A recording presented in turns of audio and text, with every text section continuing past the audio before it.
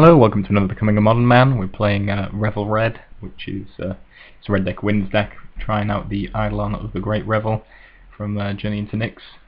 And this matchup we're playing against blue-white-red control, which is a nice and interesting one for you. So we lost the roll in game 1. This is our opener. Bit of a risky one-lander, double Eidolon though, which is quite interesting. Always wanted to try out the Eidolon as much as possible. I think I might have kept this. Program Lavamancer, which we're going to run out. And just plays an Arid Mesa and passes. For a guide, I'm going to attack for 3 here. Front reveals a Mesa off the top, so he gets to draw that from the guide. And just fetches events. Here's Wall of Omens, which makes attacking with Goblin Guide not so great. I'll run out another Lavamancer, so I can actually attack through this Wall of Omens. So attack. Fortunately, our opponent has a Restoration Angel, which you can draw another card off the Omens, and he's going to get kill off one of my Lavamancers, so maybe that attack wasn't the best. I decided to kill off the Angel with the Bolt because it's a fairly big threat to us, and might be able to work faster than we can. It has another Restoration Angel, so that's really bad for us. No way to kill it. Also, we've been stuck on one land for a very long time now. So I activate Grim Lavamancer on end of turn, whilst my opponent brings the Restoration Beats, electrolyzes away my Lavamancer, and starts activating his Colonnade. Well, actually all his Colonnades, but yeah, starts activating his Colonnade and attacking with Restoration Angel. Get opponent down to 7, but we're still on one land for all this time. Opponent bolts us and then activates Colonnade to finish us off. So yeah, that went pretty badly. I would have expected to draw a land in that time, which would have been nice, but yeah, didn't quite work out how we would have liked it to, and never got to play any of these juicy Eidolons either. So let's go on to game 2. Hopefully things will go a little bit better for us there. So this is our opener. Got a Shrine, Mog Fanatic, Eidolon, and a Vexing Devil, so that looks like a fairly solid hand. Obviously we got 3 lands as well, so not going to have the same problems as last game. So trying to get any more lands would be a little bit annoying. So happy to run with this. Going to lead off with Mog Fanatic. It's just quite a good lead off card. It's going to deal quite a bit of damage. It sacks if you they ever fancy targeting it, which generally they don't. So we can get in for a bit of damage, and I like it more than Vexing Devil because Vexing Devil is usually just sort of a lava spike force to the face, which is not quite as good. Rather get in some more attacks with my Fanatic. So I'm going to play out my Eidolon now. I think that seems pretty good for us. Opponent plays out a Wall of Omens, which does seem like a good play. He's going to take 2 from the Eidolon, but it's going to save him quite a bit of damage in the long run, being able to block our Eidolon. So attacks. So I attack here, getting for 1 with the Fanatic. I can play my Shrine out and my Mog Fanatic. I know it hurts me a bit, but I think in the end that's going to be good for us. We're going to improve our attacks through this Wall of Omens, and also ticks up our Shrine, which could be responsible for dealing the killing blow. I'm hoping anyway. Draw a guide, which seems worth playing out. We are playing a little bit of a risky game with our life total, but he actually doesn't have any red at the moment, so I'm less worried about him somehow burning me out. He leaks, which obviously means he takes another 2, so he's now taken 4 from the Eidolon. I'm going to get attacked in with the Mog Fanatics, and this Mog Fanatic that we led off with has actually done a considerable amount of damage now. Like I said, been quite impressed with the card, to be honest. So our opponent just drops a Steam Vents. I'm going to attack here.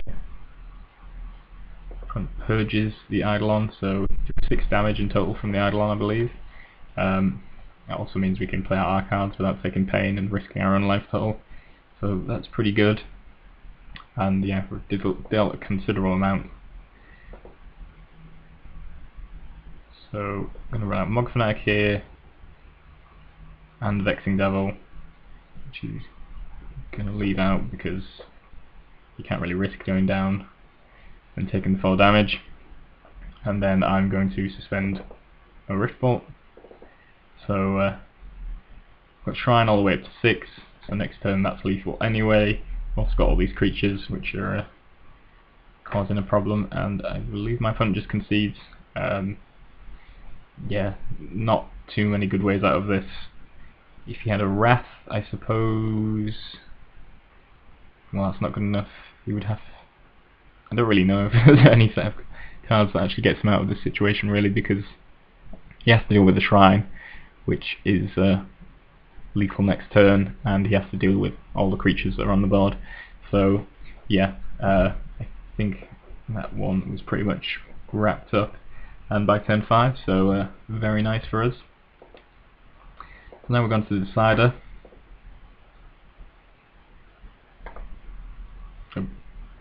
I think our opener was Lava Spike, 2 Searing Blazes and some lands. I really like Searing Blaze. I kind of would have, maybe should have taken it out, but I didn't know if there were going to be any good targets for Destructive Revelry. I can't remember if I actually brought any of those in. But yeah, we end up with this hand. I don't really want to mull much lower. Maybe I should have done. It's obviously a bit of a risk in that this hand does not do a great deal for us. But I ran with it. Actually, we drew a land as well. So we attack with the Goblin Guide, and our opponent an Arid Mesa. If he doesn't kill it there and then. Attack again. This time our opponent purges it, and we end up giving our opponent a Colonnade, which is not the best. Let's play for Fanatic though. Attack for 1, draw a Lava Spike, which we're just going to use straight off. I mean, you could have leaked it, but I'm not too concerned about that. Getting in with the Mog Fanatic, opponent's not doing a great deal. Uses a Lighthouse to loot. So obviously struggling a little bit. Draw an Eidolon. I don't want to run it into Mana Leak, so I decide to wait till next turn when I can play out my Stomping Ground. I think I actually missed a land drop just because I wanted to keep my opponent guessing in terms of what's in my hand, and obviously running out these lands isn't all that great for our deck. We don't particularly need them, but I suppose if I thought about it a bit more, it would have been better to run out the lands just to protect me more from Mana Leak, which is a potential issue. Want loots again. Still doesn't seem to have found anything in particular. Except with Mog Fanatic, our opponent decides to activate his Colonnade, which is going to prompt my Dismember. Brought that in from the sideboard to deal with things like Colonnades and Restoration Angels, and this situation works out pretty nicely. Don't think there's any way to counter Dismember for 1 blue or 1 white, so this is going to work out pretty well for us. Opponent pass, so you can take damage from Mog Fanatic, but he's going to take the 1 from the sacrifice. I don't really want to land, so I'm just going to ping him. And this also opens up a nice opportunity to run out our Eidolon, which obviously puts our opponent in a difficult position. I decided not to attack with the Eidolon because I didn't want it to run into a Restoration Angel, which obviously is the way we lose this game at this point, I imagine. Yeah, I can't really see him winning any other way, although I'm not entirely sure what's in his deck. Because he could have Baneslayer or something like that. We draw a Searing Blaze. Going to attack for 2 because if he restos, then we just Searing Blaze his Angel and he dies. He ends up using Electrolyze, so he's going to take the 2, go down to 1. The fact he used Electrolyze makes me think that I should have attacked, but I think playing around with Restoration Angel was probably the right thing to do. Opponent plays Leyland of Sanctity, which is pretty annoying. I can't remember if I brought in Revelry or not. Obviously this is one of the best cards, or one of the main cards you want to be blowing up with Revelry. So yeah, a little bit regrettable that that happened. And this, yeah, does make life difficult. He's only on 1, but we're going to have to find a creature, and before he starts setting up his board with colonnades and restos, so we can actually get through and hit him in the face.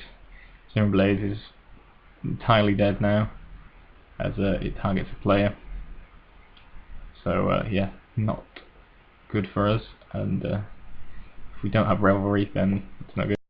The Shrine, it can kill a Restoration Angel in a pinch, so it seemed like a good thing to do, but our opponent has Wear Tear and blows it up. Kind of happy that he has Wear Tear in his deck, because Shrine is the only card that it's good against, so not too upset about that. I draw another Eidolon, which is brilliant for us. Opponent uses all this burn in his hand to try and get us, but it's not going to be enough. Loots, looking for another guy. I draw another Eidolon, which I've run out.